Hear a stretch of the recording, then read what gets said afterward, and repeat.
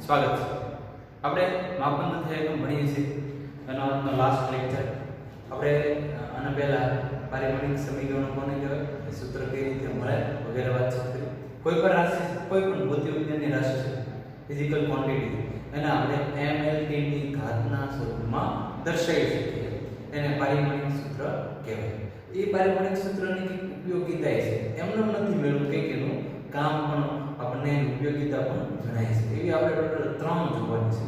અને એમાંથી સૌથી પહેલી છે બે જુદી જુદી એકમ પદ્ધતિના કોઈ ભૌતિક રાશિના એકમો વચ્ચેનો સંખ્યાત્મક સંબંધ મેળવવો. ઉદાહરણ સાથે આપણે જોઈશું. આ પારિમાણિક વિશ્લેષણની કદાચ વ્યાખ્યા પછી what is the definition of dimensional analysis. પારિમાણિક વિશ્લેષણ છે એની નાની એવી વ્યાખ્યા આપી શકે. શું તો કે બહુ ઈઝી છે.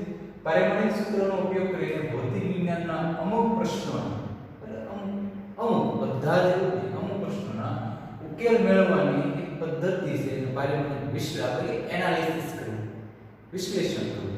3 ઉપયોગો એના મળી રહ્યા આપણને. અને પહેલો ઉપયોગ છે કોઈ એક ભૌતિક રાશિ છે એની બીજી કોઈ એકમ પદ્ધતિમાં એનો એકમ મળતો હોય તો એની સાથેનો એક સંખ્યાત્મક સંબંધ છે કે નહીં. ફોર એક્ઝામ્પલ આટલા જૂલ બરાબર એટલા કેલરી. એક બીજો એકમ છે જૂલનો બીજો એકમ છે અર્ગ. એવી રીતે પછી બીજા કોઈ પણ એકમ હોય, ધારો કે તાપમાન છે, બીજા કોઈ એકમ મળતો હોય વગેરે.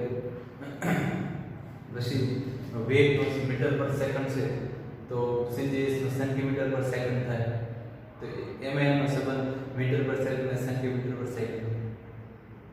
એ તો બધી જ્ઞાત છે આપણે મીટરનું સેન્ટીમીટરને બરાબર. પણ અમુક પ્રચલિત એકમો હોય, પ્રચલિત, તો એના વિશે આઈડિયા ન હોય. ફોર એક્ઝામ્પલ આપણે વાત કરીએ ઉર્જા અથવા કાર્ય. ઉર્જા કાર્ય બેનું એકમ જૂલ છે એસઆઈ માં અથવા એમકેએસ માં.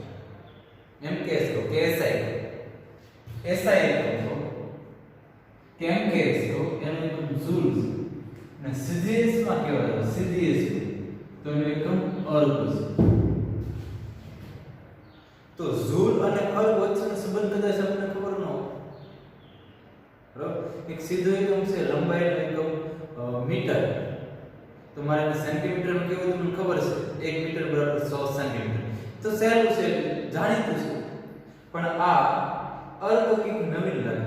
એકમ જ છે ઉર્જાનો કે કાર્ય. તો જોઈએ એનો સંબંધ શું. બરાબર. તો સૌથી પહેલા તો જે રાશિની વાતચીત કરતા હો એનું પારિમાણિક સૂત્ર મેળવો. કારણ કે એની મદદથી તો આપણે સાબિત કરવાનું છે, મેળવવું છે. સૌથી પહેલા ઉર્જા અથવા કાર્યનું પારિમાણિક સૂત્ર લગભગ બધાને આવડતું હોય, પણ તમને અહીંયા મેળવી દો કઈ રીતે મળે. ઉર્જા અથવા કાર્ય આવું એક સૂત્ર આવશે, કાર્ય બરાબર બળ ગુણ્યા સ્થાન. આવું છે. બળનો એકમ ન્યૂટન, સ્થાનાંતરનો એકમ મીટર. એટલે ન્યૂટન ઇન્ટુ મીટર એ જૂલ જ થાય. રેડી? એકમની વાત છે. ન્યૂટન એટલે કેજી મીટર પર સેકન્ડ સ્ક્વેર. આ મીટર. હવે લખી નાખવાનું ml. દળનું છે પરિમાણ કેટલું છે? 1. ઓકે. લંબાઈનું 1 અને 2 તો 2. સમયનું 2 પણ છેદમાં છે એટલે માઈનસ. એમ ને -2. આ કાર્ય અથવા ઉર્જાનું પારિમાણિક સૂત્ર ml. આની મદદથી મેળવવાનું છે. એક બાજુ આપણે રાખીએ mks અથવા તો SI અને એક બાજુ રાખીએ આપણે CGS. અને પછી આપણે એનો સંબંધ મેળવવાનો પ્રયત્ન કરીએ.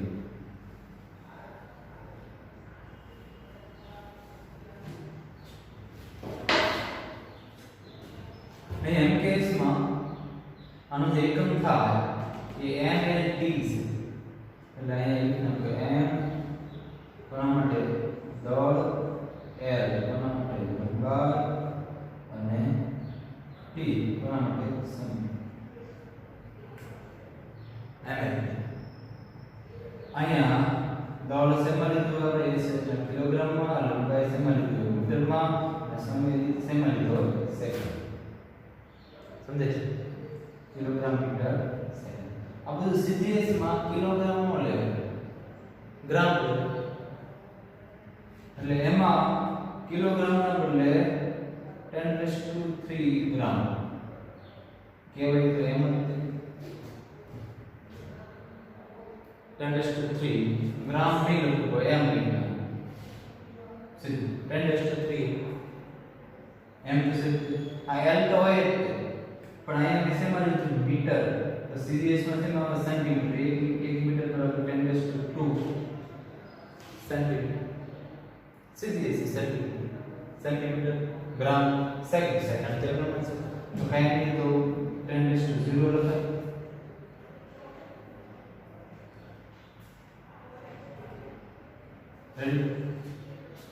આમ અદમ સીધો સંબંધ મેળવ્યો. આમાં કઈ નવીન નથી. આ ml થી SI માં આ ml થી CDS જે ફરક હોય ને એક કરમ લખાય છે. એકવાર આ રીતે લખાય છે પછી શું લખવાનું છે સ્ટેપ ધ્યાનમાં રાખો.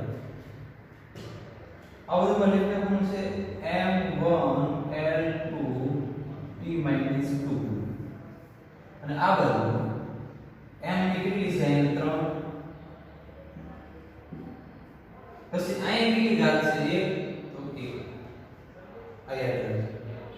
પછી l ની 2 એની જગ્યાએ શું છે l ની જગ્યાએ 10⁻²l છે.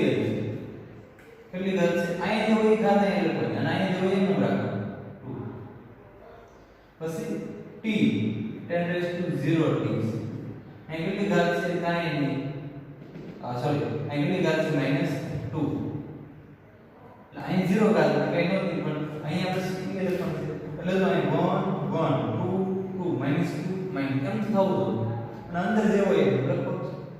તો સાદું કરી દો આ તો એમને m1l2t-2 બરાબર 10 ની ઘાતમાં ગુણાકાર 3 ને એટલે 3 જ થાય 10⁻³ m ની બનતા m1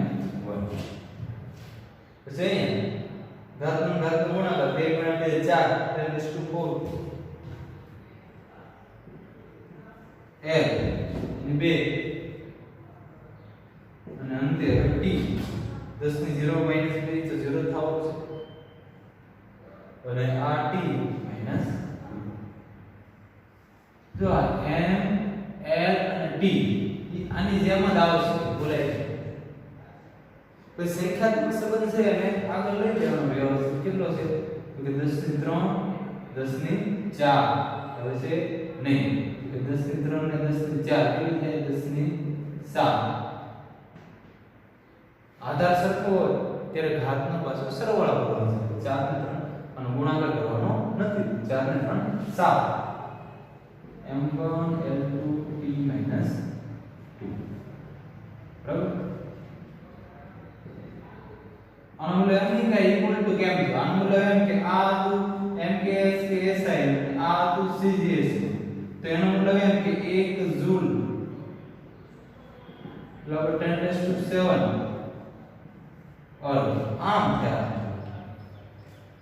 એટલે આપણને ખબર પડી કે સંબંધ આવો છે સંખ્યાત્મક સંબંધ રહ્યો તો ફરીથી કીધું બહુ સહેલું છે. એક બધું કોલમ SI MKS જે કે આવતો એમાં બનાવો એક તમારે CGS મેળવું છે કોલમ બનાવો અહીંયા ml થી m નામ અહીંયા ફેરવો કિલોગ્રામનું ગ્રામ મીટરનું સેન્ટીમીટર સેકન્ડ તો ફરક 10 ની 0 પછી અહીંયા કેટલી ઘાત હોય 1 2 -2 આ જે છે એમાં લખના પછી આને સાદું લખો પછી સંખ્યાત્મક સંબંધ આગળ લઈ લો જેટલી 10 ની ઘાત થતી હોય પાઈ એમને આ વિષયમાં SI એકમ એટલે કઈ એકમ તો જૂલ આ શેમાં તો સીધેજ એટલે અર્ગ 1 જૂલ બરાબર 10⁻7 આ એકમનો સંબંધ મેળવો. આ પહેલી ઉપયોગિતા. હજી બાકીની ઉપયોગિતા છે ને આપણે જોઈએ તો બીજી ઉપયોગિતા છે મિત્રો અને એ છે સમીકરણોની પારિમાણિક સુસંગતતાની ચકાસણી કરવી. સુસંગતતા આ પેલા શબ્દ સમજો પછી કોઈ સમીકરણની ચકાસણી કરીશું આપણે વિશ્લેષણ કરીશું કે બરાબર છે કે એટલે આની આ ખૂબ મહત્વની ઉપયોગિતા છે. કોઈ સમીકરણ છે તે સાચું છે કે ખોટું એ ખબર પડે પારિમાણિક દ્રષ્ટિએ. પારિમાણિક દ્રષ્ટિ એટલે કઈ રીતે તો કે હું 1 કિલોગ્રામમાં 5 મીટર ઉમેર્યું તો જવાબ શું આવે નો 1 કિલોગ્રામમાં 3 કિલોગ્રામ ઉમેર્યું તો 4 4 કિલોગ્રામ જવાબ આવે બરાબર છે પણ 1 કિલોગ્રામમાં 3 મીટર ઉમેરાય 15 ડિગ્રી સેલ્સિયસ તાપમાનમાં 3 મીટર ઉમેરાય એવું થાય છે કેવો મતલબ કે તમે સમાન એકમો ધરાવતી ભૌતિક રાશિઓનો જ સરવાળો કે બાદબાકી કરીશું મેઈન કોન્સેપ્ટ કયો છે સમાન એકમો ધરાવતી ભૌતિક રાશિઓને જ ઉમેરી અથવા બાદબાકી કરીશું આનો મતલબ સમજો કે હું આમ લખું 1 કિલોગ્રામ પ્લસ 3 ડિગ્રી સેલ્સિયસ નો થાય 1 મીટર પ્લસ 1 સેકન્ડ કોઈ જવાબ આપી શકે નહીં કઈ રીતે કરું ધારો કે 1 ને 3 4 પછી મૂકું એકમ તો આપવા નથી એકમ એનો છે આખી દિશા સેન્ટીગ્રેડ છે નો થાય મીટર છે સેકન્ડ છે નો થાય તો સૌથી પહેલા તો સમાન ભૌતિક રાશિઓનો સરવાળો કે બાદબાકી થશે એ મગજમાં બેસે પછી કોઈ સમીકરણ હોય સમીકરણમાં જેટલા પદો હોય ડાબી બાજુ હશે જમણી બાજુ હશે જે હોય એ બધા પદ જે આવતા હશે એના તમે મૂળ એકમ કાઢવા જાવ ને તો એક જ મળવું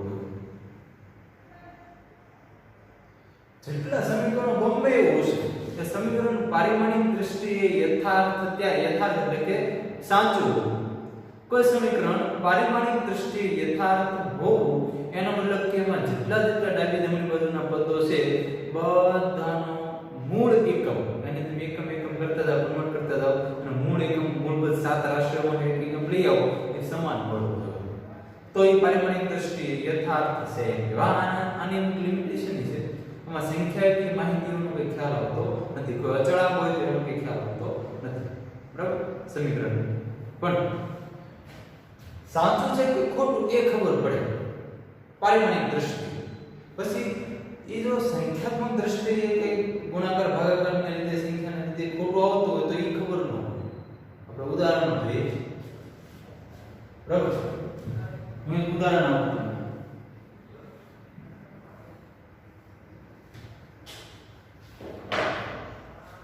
ધારો કે એક તો મારી પાસે જાણીતું સમીકરણ છે કદાચ મારા તમે જે પ્રીવિયસ લેક્ચરો હતા બેઝિક ફિઝિક્સ એમાં જોયું હતું ફાઉન્ડેશનમાં હવે એક સમીકરણ મળ્યું x v0t 1a b² x से स्थानांतर से v0 से प्रारंभिक वेग से a से प्रवेग से t से समय से और 4 राशियों के सांकल तो एक आउट समीकरण से મને થોડું ભૂલાઈ ગયું છે મને ડાઉટ છે કે આ ખબર નથી આ સમીકરણ બરાબર છે કે ભૂલ છે મને ખબર નથી તો પારિમાણિક દૃષ્ટિએ જોઈ શકું કઈ રીતે તો કે સૌથી પહેલા બે ડાબી બાજુ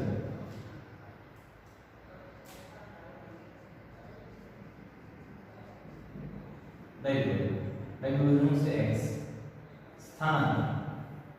સ્થાનાંતર શેમાં મુકાય મીટર x નો એકમ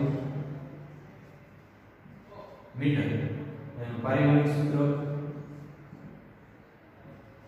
m0l1t0 ખ્યાલ આવે એમાં ખાલી અંતરનું પરિમાણ છે દળનું ને લંબાઈનું નહીં રેડી સમીકરણ 1 આમાં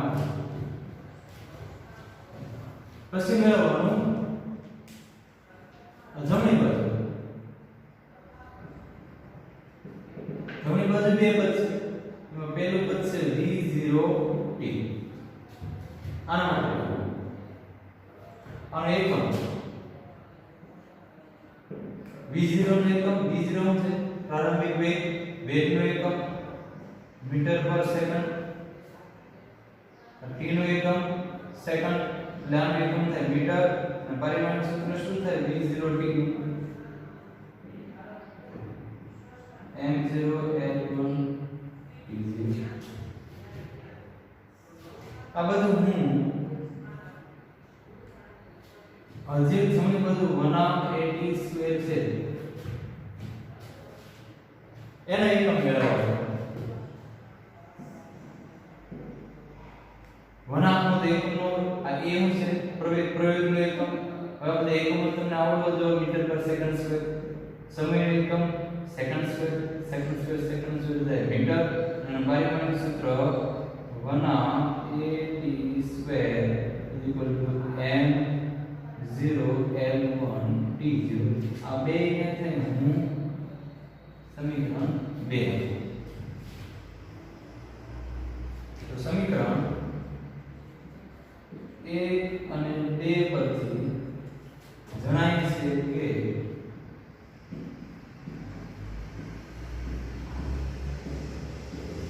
સમીકરણમાંના પદના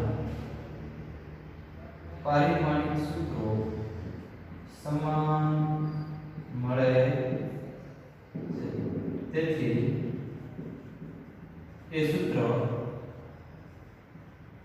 પારિમાણિક દૃષ્ટિએ યથાર્થ છે અથવા તો સાચું છે તો આનું એકમ આનું પાછું પારિમાણિક સૂત્ર આનું સમાન છે એટલે આ સમીકરણમાં મેં લગભગ કઈ ભૂલ કરી નથી પણ તારા કઈ 1/2 કરવાનું ભૂલી ગયો તો આમાં લખ્યો s v0t + 80 સ્ક્વેર પરિમાણિક સૂત્ર મેળવ્યું તો આમાં થાવ મારો સમીકરણ ખોટું છે સંખ્યાકીય માહિતી આવે છે એનો ખ્યાલ રાખો તો એક વસ્તુ નોંધ કરી લો પારિમાણિક દૃષ્ટિએ યથાર્થ છે એનો એટલે સમીકરણ સાચું હોય એવું જરૂરી નથી પારિમાણિક દૃષ્ટિએ સાચું છે પણ કેટલીક સંખ્યાગત માહિતીઓની ભૂલ હોય છે એની ખબર પડતી નથી હોય છે અહીંયા મને બરાબર જ મળે 1/2 નોટ પૂરતો એટલે થોડીક આની ખામી તો છે હા પણ એમ કહીશું કે જો પારિમાણિક દૃષ્ટિએ ખોટું હોય તો એ સમીકરણ ખોટું જ છે ફોર એક્ઝામ્પલ મેં આમ કીધું વનામ બરાબર છે અને અહીંયા v0 સ્ક્વેર કીધું આમ તો સમીકરણ ખોટું જ છે બધી રીતે ખોટું છે કારણ કે આનું પારિમાણિક સૂત્ર મેળવવા જાય એટલે અહીં સ્ક્વેર આવશે આ મને આવું નહીં એટલે પારિમાણિક દૃષ્ટિએ ખોટું તો સમીકરણ ખોટું સાવ ખોટું છે એવું આવે શક્ય જ નથી કારણ કે આનો એકમ ને આનો એકમ અલગ તો બને જ નહીં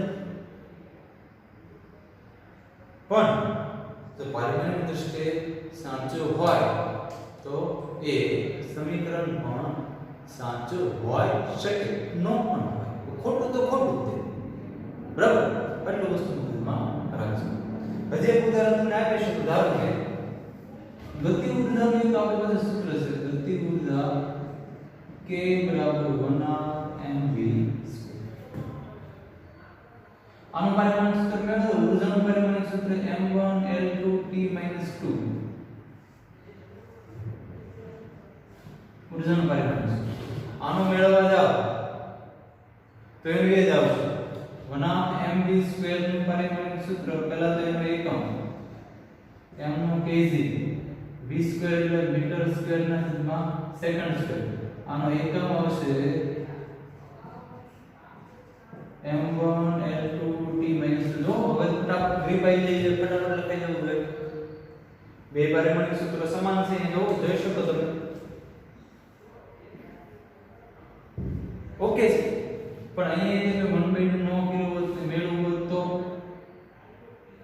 ઓકે આવે સમજાય એટલે પારિમાણિક દૃષ્ટિએ યોગ્ય છે પણ ખરેખર એમાં કોઈ સંખ્યાત્મક માહિતી આપણી પાસે ન હોય એટલે એનો અભાવ હોઈ શકે અને એ રીતે ખોટું બની શકે સમજાય આ વસ્તુ એક મગજમાં ભેટ કરી રહી છે એક લાસ્ટ એનો ઉપયોગિતા છે કે જે ભૌતિક રાશિઓ વચ્ચેનો સંબંધ મેળવવો. અહીંયા પણ પારિમાણિક વિશ્લેષણનો ઉપયોગ કરવાનો. કે કોઈ એક્ઝામ્પલની મદદથી સમજાવીશું. એક સ્લીપ પર એક દોરી બાંધીને દળદાર ગોળો લટકાડી દે છે કે જેનું દળ m હોય અને એને હું દોલન કરાવું તો સાદું લોલક બની જાય. સાદું લોલક. અને લોલકનો આવર્તકાળ એટલે અહીંથી ધારો કે સ્થાનાંતર કરાવો તો જે નામ આવે એ જે સમય લાગે એક દોલન પૂર્ણ કરતા લાગતો સમય એને આવર્તકાળ કેપિટલ T કહેવાય. એ આવર્તકાળ કોઈક પર આધારિત છે. તો એ આવર્તકાળનું સમીકરણ મેળવવાનું છે. રકમ કંઈક આવી છે. સાદા લોલકના દોલનનો આવર્તકાળ દોરીની લંબાઈ L પર આધાર રાખે છે, ગોળાનું દળ M પર આધાર રાખે છે અને ગુરુત્વપ્રવેગ G પર આધાર રાખે છે. ત્રણ વસ્તુ કીધી. દોરીની લંબાઈ L, ગોળાનું દળ M અને ગુરુત્વપ્રવેગ G. આ ત્રણ પર આધાર રાખે એવો આઈડિયા છે. એક્ઝેક્ટલી ખબર નથી મને. કઈ સમીકરણ એ ખબર નથી. તો આની મેથડ શું? તો કે જેના પર આધાર રાખે એના ગુણાકારના સ્વરૂપે દર્શાવી. એટલે કેમ? તો કે આવર્તકાળનું દર્શાવ T બને. તો એ ચલે છે. કોના પર આધાર રાખે? એક તો L, બીજું M, ત્રીજું G. ઘાત કોઈ પણ કહી દો. ધારો કે આને x કહી દો, આને y કહી દો અને z. આમ કહી દો. ગુણાકારની x y z ઘાત કોઈ પણ ઘાત સ્વરૂપે દર્શાવી દો. એ ઘાત તો આપણે મેળવવાની છે. પછી આપણે એને વ્યવસ્થિત રીતે લખી નાખીશું. આ સમપ્રમાણતા દૂર કરું તો કોઈ અચળાંક આવતો હશે. ધારો કે k. ખબર નહીં કે L raised to x, M raised to y, G raised to z. જ્યાં k શું છે? પરિમાણ રહિત અચળાંક. આના પરથી એક આઈડિયા આવે કે જ્યારે તમે એક ભૌતિક રાશિને બીજી ભૌતિક રાશિઓ સાથેનો સંબંધ મેળવતા હશો ત્યારે જેનો કોઈ અચળાંક આવતો હોય તે પરિમાણ રહિત હોવો જોઈએ. શરત છે. જો અચળાંકને પરિમાણ હોય તો આપણે મેથડ ખોટી પડે. એટલે અચળાંક હોવો જોઈએ પણ કેવો? પરિમાણ રહિત. હવે આપણે પારિમાણિક દ્રષ્ટિએ આને જોઈએ, એનાલિસિસ કરી, વિશ્લેષણ કરીએ. મેથડ યાદ રાખો. શું કરવાનું છે? આ બાજુ આ T નું પારિમાણિક સૂત્ર લખવાનું છે. T નું પારિમાણિક સૂત્ર શું થાય? T નું પારિમાણિક સૂત્ર m ની 0, l ની 0, t ની 1. સમય છે ટાઈમ. t નું પરિમાણ છે t નું 1 આવર્તકાળ છે. આ બધું k ને હમણાં ભૂલી જાવ. આમ લખો કહેવાનું. અત્યારે હમણાં એને કે અચળાંક કે લખવાની જરૂર નથી. પછી લખી દઈશું. હવે લખીએ L. લંબાઈ, દોરીની લંબાઈ. લંબાઈનું એકમ મીટર. લંબાઈ પારિમાણિક સૂત્ર m1. અને એની ઘાત કેટલી છે? x. પછી આ છે માસ, દળ માટેનું કિલોગ્રામ. સોરી, આ લંબાઈ છે. લંબાઈ માટે મીટર અને લેન્થ L વડે દર્શાવી છે. L એ ગુણો કરતા L. એક ઘાત તો નો લખો તો યાર. પછી આ દળ છે કિલોગ્રામ અને માસ m વડે દર્શાવે m. એની એક ઘાત દળ છે અને એની મૂળ ઘાત છે જે y આપણે ધારી અને g એ પ્રવેગ છે. g ગુરુત્વ પ્રવેગ છે. પ્રવેગનો એકમ મીટર પર સેકન્ડ સ્ક્વેર. પ્રવેગનું પરિમાણિક સૂત્ર તમને તરત યાદ આવશે. પ્રવેગનું પરિમાણિક સૂત્ર પ્રવેગનું એકમ મીટર પર સેકન્ડ સ્ક્વેર. એટલે લંબાઈના અને સમયના પરિમાણ છે, દળનું નથી. એટલે m0 l1 મીટર પર second square. m0 l1 t - 2 આમ થાય અને એની મૂળ ઘાત તો z છે તે ધારે. જો l1 લંબાઈ દળ માટે કેપિટલ M1 અને ગુરુત્વપ્રવેગ g માટે l1 t - 2. આ 0 વાળું નો લખો તો યાર 0 વાળું કારણ કે આમાં l1 આવે m0 અને t0 લખવાનું મોટું થઈ જાય સમીકરણ. એટલે જે જેનું પરિમાણ આવતું એ લખો બાકી ના રહેવા. હવે આ ઘાતનો ગુણાકાર l ની x m ની 1 ને 1 y l ની 1 ને z z t ની -2 ને z -2z પછી એને ક્રમમાં ગોઠવી દઈએ પહેલા m નું લખો m ની એક જ પદ છે હા m ની y પછી l ની કેટલી છે 1 અને 2 તો x z t ની કેટલી છે -2z આ બધું m0 l0 t1 આ સ્ટેપ આવવું જોઈએ સૌથી પહેલા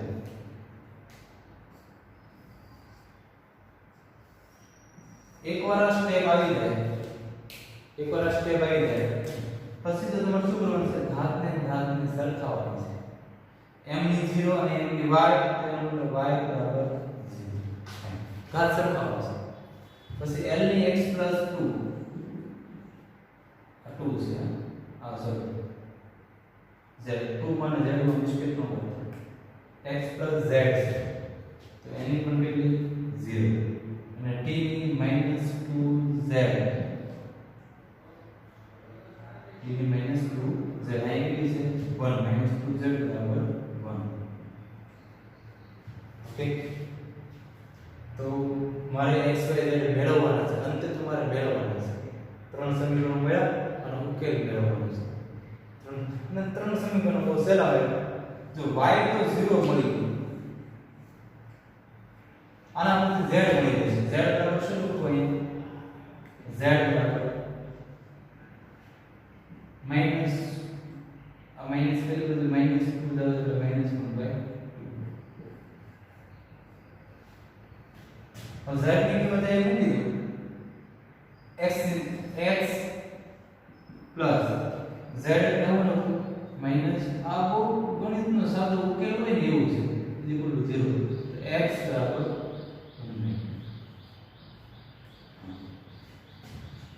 x y z ઈ અહીંયા મૂકી દેવાનું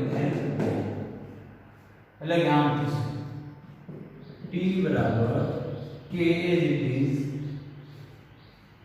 l ની x કેટલા છે 1/2 એટલે કે l ની 1/2 m ની y કેટલા છે 0 m ની 0 અને z ની z એટલે -1/2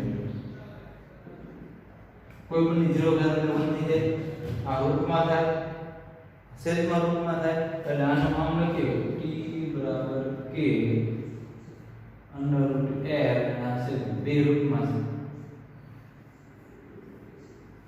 આમ પણ મને આ જે અચળાંક છે જે પરિમાણ રહિત આપણે ધારો કે એની માહિતી આમાં એક ખામી મતલબ કે આની એમ કહી શકે મર્યાદા છે લિમિટેશન છે મને આ પરિમાણ રહિત અચળાંક છે કેટલો અચળાંક હોય કિંમત કેટલી હોય એ ખબર નથી હા એની કોઈ કિંમત હશે એનો કોઈ એકમ નથી પરિમાણ રહિત છે પણ એ કેટલી કિંમત થતી છે એ ખબર નથી તમારા અનુભવના આધારે મને ખબર છે આગળ અભ્યાસ કરેલો છે કે k ની કિંમત k બરાબર 2π આમાં જે જાણકારી છે એટલે બાકી હોય નહીં નવો અભ્યાસ કરતા હોય ત્યારે ખબર છે એટલે હું આમ કમ્પ્લીટ સમીકરણ આમ લખી શકું t બરાબર 2π √l ના છેદમાં જો ખબર હોય બાકી આનો કે નો આઈડિયા આવતો આગળ ભણવાનું આવશે ત્યારે ખબર પડશે k બરાબર 2π આવે છે બરાબર ત્યારે અલગ રીતે મેળવવાનું છે અને અહીં આપણે મેળવ્યું પારિમાણિક દ્રષ્ટિએ મેળવેલું છે પારિમાણિક સમીકરણનો ઉપયોગ કરીને તમને દેખાય છે એટલે આ પદ જો ઉકેલી શકે એવા હોય તો જ મળશે એનો ઉકેલ મેળવવો પડશે અને એ મૂકી દેવાનું અને એ ઉકેલી શકાતા હોય ઉકેલ મળી જાય છતાં પણ પરિમાણ રહિત અચળાંક છે અંક છે એની માહિતી મળતી નથી આ એની થોડી મર્યાદા છે ઓકે આ સાથે આપણે આ ચેપ્ટર 2 માપન તથા એકમ ફિનિશ કરીએ છીએ અને નેક્સ્ટ ટાઈમ ગતિશાસ્ત્રમાં આગળ વધીશું કાં તો કાઇનેમેટિક્સ ભણશું અથવા તો ડાયનેમિક્સ ભણીશું, બરાબર. એટલે મારા પ્રીવિયસ લેક્ચર બેઝિક્સ જે હતા એમાં મેં કાઇનેમેટિક્સની ઘણી બધી માહિતી આપી છે. તો પોસિબલ હોય તો હવે આપણે ડાયનેમિક્સ ભણીશું, એટલે કે બળ, ફોર્સ લાગશે, સ્થાનાંતર થશે, ગતિ થવાના કારણોનો અભ્યાસ કરીશું અને આગળનો અભ્યાસ વધારીશું, બરાબર. ઓકે, અહીં સુધી રાખીએ આપણે. Bye bye.